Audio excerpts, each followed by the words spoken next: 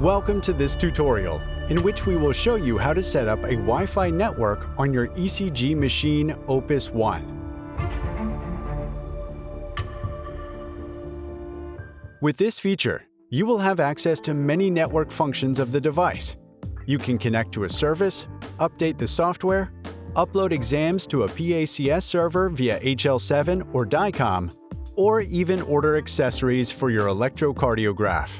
Before starting, make sure your Wi-Fi router is turned on and working properly. After turning on the device, go to the main menu in the lower left corner of the screen. In the menu, select Settings, then Network. On the right side of the screen, click Show Available Networks, making sure Wi-Fi is turned on. Opus One will automatically start searching for available Wi-Fi networks in the area. After selecting a network, you will be asked to enter the password. Type it in and click Accept. After entering the password, the device will automatically connect to your Wi-Fi network.